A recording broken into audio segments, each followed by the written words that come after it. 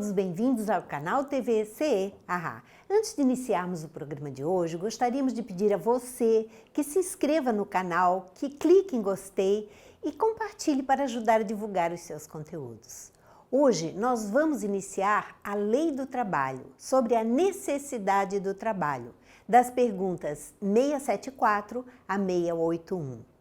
Na pergunta 674, a necessidade do trabalho é lei da natureza? E eles respondem que o trabalho é lei da natureza, por isso mesmo que constitui uma necessidade. E a civilização obriga o homem a trabalhar mais porque lhe aumenta as necessidades e os gozos. Claro que o trabalho é a lei da natureza. Todos devem trabalhar de uma forma ou de outra, o trabalho preenche, o trabalho contribui para desenvolver as habilidades pessoais. Porém, na civilização atual, nós temos uma quantidade maior de exigências pelo gozo, pelo prazer das coisas materiais e as pessoas estão exorbitando no trabalho em função de ir atrás desses supérfluos. Na pergunta 675, por trabalho só se devem entender as ocupações materiais? E eles respondem que não. O espírito trabalha, assim como o corpo. Toda ocupação útil é trabalho. Então, eles não restringem o trabalho ao trabalho material, como as coisas materiais. O trabalho intelectual também é importante e também é trabalho. E os espíritos, ao desencarnarem, continuam trabalhando. Eles têm um trabalho intenso, eles não param, até porque eles não têm as limitações que nós temos enquanto estamos encarnados. Na pergunta 676, por que o trabalho se impõe ao homem? Por que temos que trabalhar? E eles respondem por ser uma consequência da sua natureza corpórea. É expiação e, ao mesmo tempo, meio de aperfeiçoamento de sua inteligência. Trabalhar, às vezes, pode ser uma expiação, principalmente se a pessoa tem dificuldades ou teve comprometimentos nesta área no passado. Porém, ela é um meio, o trabalho é um meio de desenvolver a nossa inteligência, desenvolver as nossas qualidades, as nossas percepções. E tudo aquilo que a gente trabalha, nós estamos amealhando não só as coisas materiais, mas o conhecimento para o futuro. Sem o trabalho, continuam eles, o homem permaneceria sempre na infância quanto à inteligência. Por isso é que seu alimento, sua segurança e seu bem-estar dependem do seu trabalho e da sua atividade. Ao que é muito fraco de corpo, outorgou Deus a inteligência para suprir essa limitação, mas é sempre um trabalho.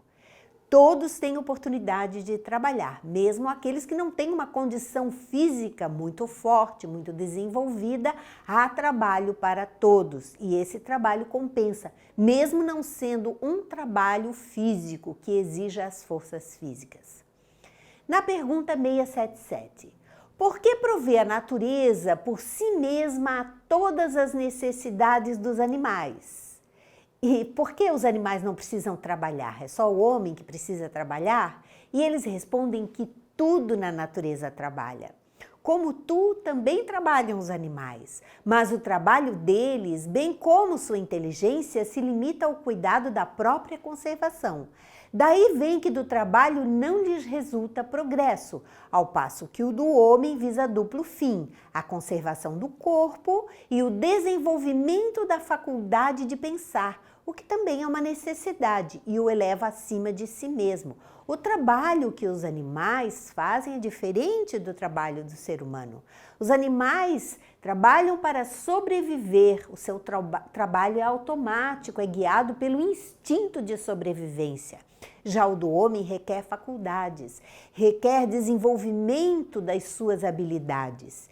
E por isso esse trabalho não só lhe faculta ter as coisas materiais, mas também desenvolver a sua sensibilidade, a sua emoção, o seu conhecimento para todo um aprendizado de vida, nessa e em outras existências. E eles continuam, quando digo que o trabalho dos animais se limita ao cuidado da própria conservação, refiro-me ao objetivo com que trabalham. Ele não está falando da importância do trabalho. Ele está falando do objetivo com que os animais trabalham. É para a sua sobrevivência. Eles não pensam que vão trabalhar para adquirir mais coisas. Eles não caçam a mais para ter o supérfluo para depois. Não é assim que eles fazem. Eles agem somente por instinto, para sobreviver. Entretanto, provendo as suas necessidades materiais, eles se constituem inconscientemente executores dos desígnios do Criador, e assim o trabalho que executam também concorre para a realização de objetivo final da natureza, se bem quase nunca lhe descobrais o resultado imediato. Mesmo que inconscientemente, os animais concorrem para o trabalho, para a execução das leis de Deus e contribuem para o desenvolvimento da natureza. Na pergunta 678, nos mundos mais aperfeiçoados, os homens se acham submetidos à mesma necessidade de trabalhar? E nos mundos mais adiantados? Como é que acontece o trabalho em relação ao homem? O homem também tem que trabalhar? E eles respondem, a natureza do trabalho está em relação com a natureza das necessidades. Quanto menos materiais são estas, menos material é o trabalho. Mas não deduzais daí que o homem se conserve inativo e inútil. A ociosidade seria um suplício em vez de ser um benefício. Nos mundos mais adiantados, o que vai acontecer é que as necessidades não serão tão materiais, tão densas, tão grosseiras quanto as de mundos inferiores como o nosso. Essas necessidades, elas serão de acordo com a evolução daqueles que estão vivendo naquele planeta. Porém, todos continuarão trabalhando de uma forma ou de outra, em um trabalho mais sutil, em um trabalho mais leve, mas continuarão a trabalhar. Na pergunta 679, achar-se-á isento da lei do trabalho o homem que possua bens suficientes para lhe assegurarem a existência e aquele que não precisa, que tem tudo, que tem dinheiro sobrando, que tem dinheiro guardado, ele precisa trabalhar também? E eles respondem que do trabalho material talvez não, porém da obrigação de tornar-se útil conforme os meios de que disponha, nem de aperfeiçoar a sua inteligência ou a dos outros, o que também é trabalho. Essas pessoas que têm o supérfluo, claro que não precisam trabalhar como as pessoas que precisam trabalhar para sobreviver. No entanto, todos precisam ser úteis à sociedade. De uma forma ou de outra, mesmo como patrões, mesmo desenvolvendo novos projetos, mas todos precisam se sentir úteis de alguma forma, mesmo que não seja um trabalho remunerado, que seja um trabalho voluntário. Quantos de nós estamos nos aposentando e não precisamos mais trabalhar? Mas o trabalho voluntário vai preencher muitas vezes mais do que aquele trabalho remunerado que tivemos a vida inteira. Então, a questão é sermos úteis, nos sentirmos úteis, preenchermos nossas horas vazias. Isso é que é importante, porque como a espiritualidade superior nunca para de trabalhar, nós também não deveríamos, no sentido de que a ociosidade, ela não é benéfica a ninguém. Aquele a quem Deus facultou a posse de bens suficientes a lhe garantirem a existência, não está, é certo, constrangido a alimentar-se com o suor do rosto. Mas tanto maior lhe é a obrigação de ser útil aos seus semelhantes, quanto mais por ocasião de praticar o bem lhe proporciona o adiantamento que lhe foi feito. É todo esse trabalho que a pessoa deve procurar realizar em benefício do seu semelhante, principalmente se ele tem sobrando para isso. Na pergunta 680. Não há homens que se encontrem impossibilitados de trabalhar no que quer que seja e cuja existência é, portanto, inútil? E aquele que não consegue trabalhar com nada, aquele que não tem condições físicas para trabalhar, ele tem uma existência inútil?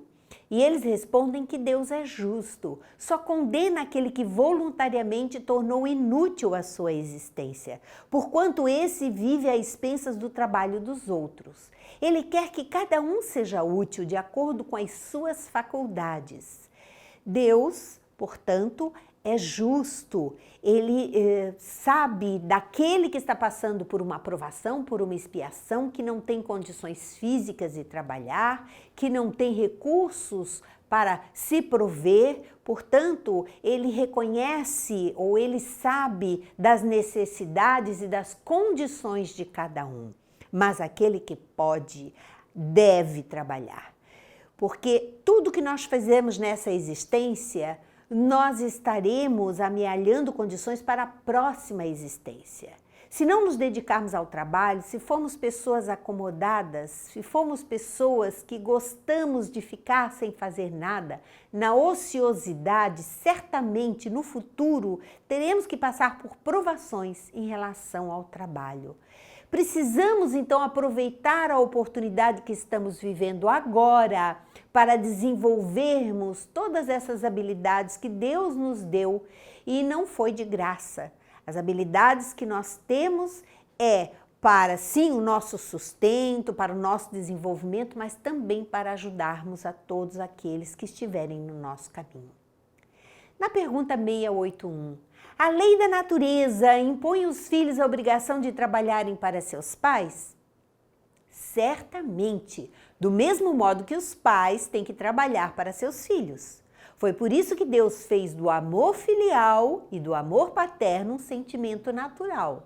Foi para que, por essa afeição recíproca, os membros de uma família se sentissem impelidos a ajudarem-se mutuamente, o que, aliás, com muita frequência se esquece na vossa sociedade atual. A piedade filial, aquela consideração aos pais que nos deram a oportunidade de nascer, que nos criaram, que nos cuidaram e que muitas vezes, na idade mais avançada, não tem mais condições de trabalhar e alguns não têm condições de suprir as suas próprias necessidades. Então, é a obrigação do filho, sim, sustentar o pai, ajudar o pai no que for preciso. É a consideração, é o agradecimento, a gratidão do filho em relação aos seus pais. Assim, nós encerramos mais um módulo do Livro dos Espíritos. Muito obrigada e até o próximo encontro.